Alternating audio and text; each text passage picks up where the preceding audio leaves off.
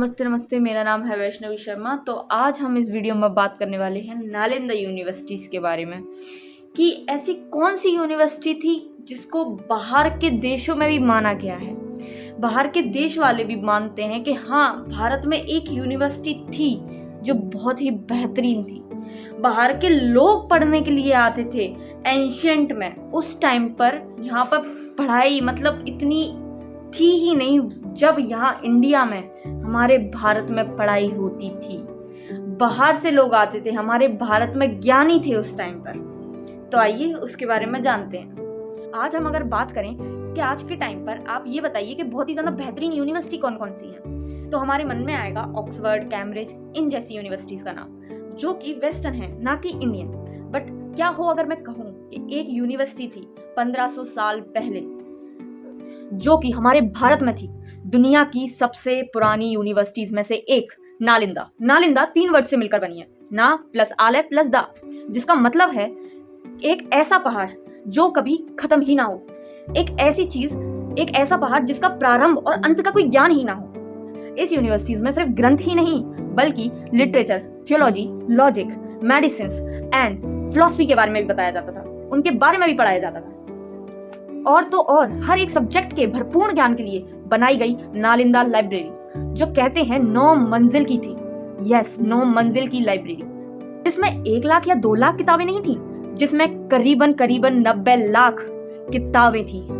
हाँ, 90 लाख से ज्यादा किताबें थी। इस यूनिवर्सिटी ने 700 साल से भी ज्यादा लोगों को ज्ञान से मिलवाने का काम किया है। इस बीच नालंदा ने कई बार हमले की मार झेली है। एट लास्ट 12th सेंचुरी में एक लड़ाई के दौरान बख्तियार खिलजी, उसने इस नालंदा में आग लगा दी, उसने नालंदा को तोड़ा।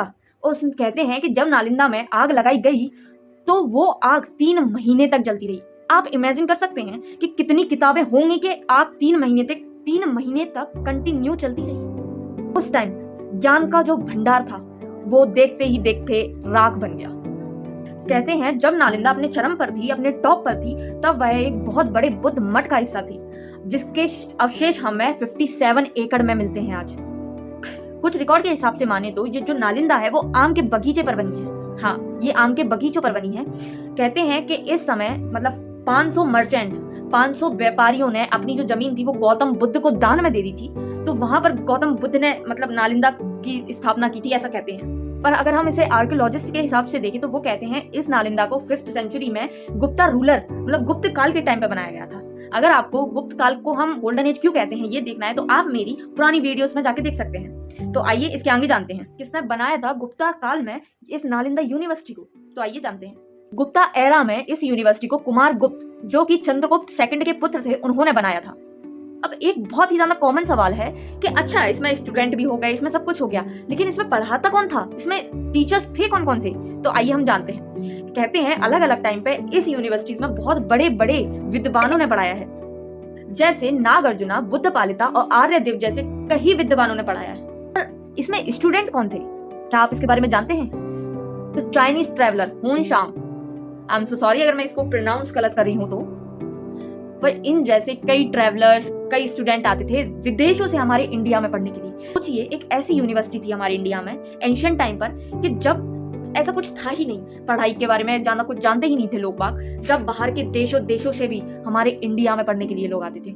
आज के जमाने में हम देखें तो इंडिया से लोग बाहर के लिए भगते हैं कि नहीं, हमें जाना है, हमें बड़ी बड़ी यूनिवर्सिटीज में पढ़ना है। पर उस टाइम पे हमारा जो भारत था वो मतलब पढ़ाई का वो केंद्र था, और इतने विद्वानों के बावजूद जो नालंदा है वो वक्त की मार नहीं झेल पाई, और देखते ही देखते एक यूनिवर्सिटी, एक इतनी महान यूनिवर्सिटी देखते ही देखते राख में तब्दील हो गई। मैं तो उस टाइम का वेट कर रही हूँ जब कब जो हमारा भारत है वो दोबारा अपने चरम पर आएगा, कब जो हमारा भारत है वो दोबारा अपनी पढ़ाई में अपना टॉप लेगा, जो कब हमारा जो भारत है वो पढ़ाई में भी एक सक्षम हो जाएगा कि बाहर के जो देश के लोग हैं वो हमारे इंडिया में पढ़ने के लिए आएंगे, ना कि हमारे इंडिया से लोग बाहर जाएंगे। मैं उस टाइम का वेट करती हूँ। Please like, share and subscribe.